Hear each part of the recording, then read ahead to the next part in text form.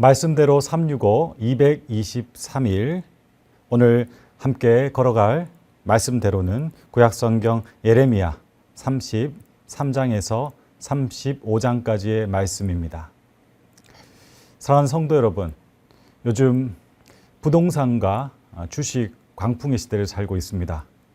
특별히 주식에 관련해서 이 말이 많이 유행을 하고 있습니다.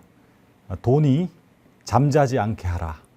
이 말이 무엇이냐 하면 투자를 해서 우리가 밤에 잠을 잘 때도 그 투자한 돈이 이익을 창출할 수 있도록 주식 투자하라고 이야기하고 있는 것이죠. 그래서 많은 이들이 아주 무리해서 돈에 목숨을 걸고 있습니다. 낭패를 보는 경우도 많고 또 어떤 경우 인생에 치명타를 입기도 하지요. 오늘 이 말씀을 통해서 우리는 이 세상 사람들이 투자하고 주목하고 그리고 열심을 내는 것과 대조적인 아주 중요한 신앙의 원리를 발견할 수 있습니다. 그것은 다름이 아니라 하나님이 일하신다는 것입니다. 우리가 앞서 예레미야를 통하여서 하나님께서 어떻게 일하시는지를 보았습니다. 하나님께서는 언약을 통하여서 우리는 피곤해지고 우리는 지쳐서 잠이 들고 우리는 낙심해서 포기할지라도 하나님은 일하신다는 것입니다. 오늘 본문 33장의 예레미야의 상황은 감옥에 갇혀서 아무것도 할 수 없는 그런 처지에 놓였습니다. 아무것도 할 수 없는 처지, 본인이 의도하고 뜻이 있어도 아무것도 할 수 없을 때에 하나님께서는 일하십니다. 앞서 말씀드렸지만은 하나님께서는 새 언약을 통하여서 예수 그리스도를 이 땅에 보내시고 유대인들 그리고 하나님의 말씀을 미리 받았던 이스라엘 백성들뿐만 아니라 온 인류를 하나님의 자녀로 삼으시는 일들을 지금도 함께하고 계시는 것이죠. 사랑하는 여러분, 하나님이 일하고 계십니다. 영적인 눈이 뜨여졌다는 것은 그것을 보는 것이죠. 시드기야 그리고 여호야김, 여러 왕들과 고관들, 귀족들, 하나님과 가장 가까이 있어야 함에도 불구하고 그들은 그러지 못했습니다. 하나님이 일하실 때에 하나님의 일하심을 보는 이들은 놀라운 삶의 모습을 많은 이들에게 나타내게 됩니다. 그 예가 35장의 레갑 자손의 이야기로 우리에게 드러납니다. 레갑 자손이 어떤 이들인가? 단 한 예로 하나님의 약속 때문에 독주를 마시지 않는 독특한 선택을 오랜 시간 동안 대대로 유지한 자손들입니다. 이들은 하나님의 약속을 신실하게 지켰기 때문에 하나님부터 인정받고 구원을 얻는 하나님의 백성으로 우뚝 서게 되는 것을 오늘 말씀을 통해서 볼 수 있습니다. 하나님은 크고 놀라운 일들을 비밀스럽게 일하고 계십니다.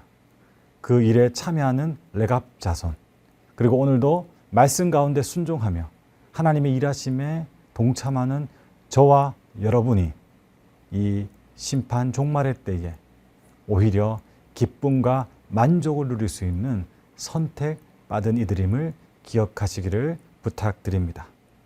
오늘 하나님께서 하시는 크고 은밀한 비밀들, 위 목사님의 말씀을 통해서 더 구체적으로 확인하시기를 바랍니다.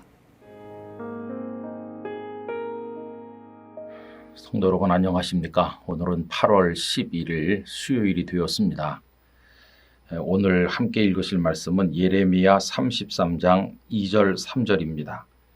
이를 행하시는 여호와, 그것을 만들며 성취하시는 여호와, 그의 이름을 여호와라 하느니가 이와 같이 이르시도다. 너는 내게 부르짖으라. 내가 네게 응답하겠고 네가 알지 못하는 크고 은밀한 일을 네게 보이리라. 아멘. 오늘 읽을 말씀은 바벨론의 군대가 예루살렘 성을 포위한 상태에서 대단히 위급한 상황에서 주어진 말씀입니다. 그것을 확인하기 위해서 32장 2절을 읽어보면 이렇습니다.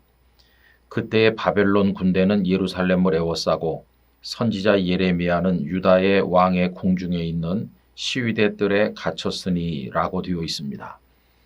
여러분 생각해 보세요. 자신들이 살고 있는 성이 막강한 적에 의해서 포위당해 있을 때 그 성 안에 있는 백성들이 어떻겠습니까? 마음이 다 녹는 거죠. 간담이 떨리는 거죠. 그리고 절망한 것입니다. 그런데 이런 절망의 상황에서 예레미야는 뜻밖에도 희망의 메시지를 선포하는데 포로로 간 백성들이 돌아오게 될 것이고 이 성읍 안에 많은 사람들이 사는 소리가 들릴 것이고 다시 번영하게 될 것을 말씀을 한 것입니다. 33장 6절을 보면 그러나 보라 내가 이 성읍을 치료하여 고쳐 낫게 하고 평안과 진실이 풍성함을 그들에게 나타낼 것이며 라고 하였습니다. 치료와 회복을 말씀한 거죠. 백성들 입장에서는 지금 적에게 포위당해서 멸망하기 직전인데 예루살렘이 다시 회복된다는 말씀이 믿어지겠습니까? 불가능하게 여겨졌을 겁니다. 마치 이 상황에서 내일이라도 휴전선이 무너지고 평화통일이 된다 이렇게 말하는 것처럼 들리지 않았겠어요?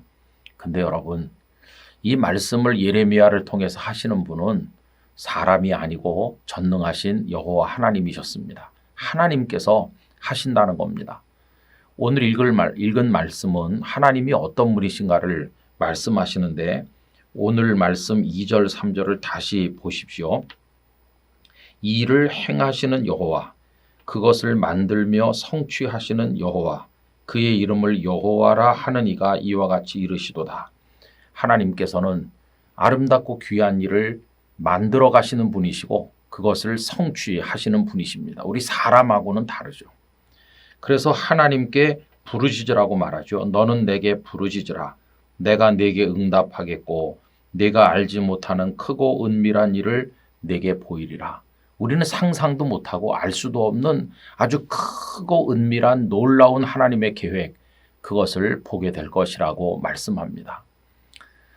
제가 신대원에 다니던 시절에 한 전도사님이 지리산 일대를 답사해서 예배당이 없는 마을을 찾아다니면서 후보지를 마음속에 정하고 500대 1 대단히 상세한 지도를 수십 장 사다가 장신대에 있는 주기철 목사님 기념 기도실 안에다가 도배하듯이 다 발라놨습니다. 그리고는 그 예배당이 세워져야 될 후보지에다가 붉은색 색연필로 한 30여 군데 표시를 해놨어요. 이 30여 군데 예배당을 짓고 교회를 개척해야 된다.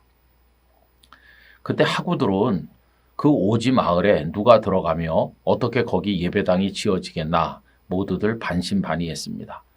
그런데 가슴이 뜨거워진 성령에 감동한 우리 학우들이 한두 사람 다 그 지리산 쪽으로 내려가게 되었고 이제 수십 년이 지나 오늘에 와서 보면 그 전도사님이 붉은색 색연필로 표시했던 지역들마다 교회들이 다 존재하게 되었고 그중에 몇 군데는 우리 영락교회와 연결되어 있습니다. 여러분 사람도 때로는 상상도 못할 일을 계획하기도 하고 이루기도 하는데 하물며 전능하신 하나님께서 왜 못하시겠어요? 이 예레미야가 증거하던 이 말씀이 백성들에게는 불가능한 것처럼 보였지만 하나님께서는 다시 예루살렘을 회복시켜서 성전이 지어지게 하시고 거기가 번영하게 하신 것을 우리가 알지 않습니까? 그러므로 여러분 하나님을 우리 수준에서 생각하면 안 됩니다. 우리보다 조금 나은 분 정도가 아닙니다. 하나님은 창조주요 모든 것을 이루어 가시는 전능하신 하나님이십니다. 비록 우리 눈에 불가능해 보이고 어려워 보인다 할지라도 그 하나님의 능력을 신뢰하면서 끝까지 하나님을 믿음으로 바라보는 우리 모두가 되어야만 하겠습니다. 하나님께서 성도님들의 인생과 또 가정과 우리 교회들 위해 이런 놀라운 일을 풍성하게 이루어 주시기를 간절히 기원합니다. 전능하신 아버지 하나님, 우리가 상상도 못할 생각도 못할 일을 하나님은 계획하시고 이루시는 줄 믿습니다. 이 하나님을 믿고 오늘의 절망스러운 상황 속에서도 이겨나갈 믿음을 저희들에게 주옵소서. 저희를 위해 큰 일을 행하실 하나님께 영광과 찬송을 돌리오며 예수님의 이름으로 기도드리옵나이다. 아멘.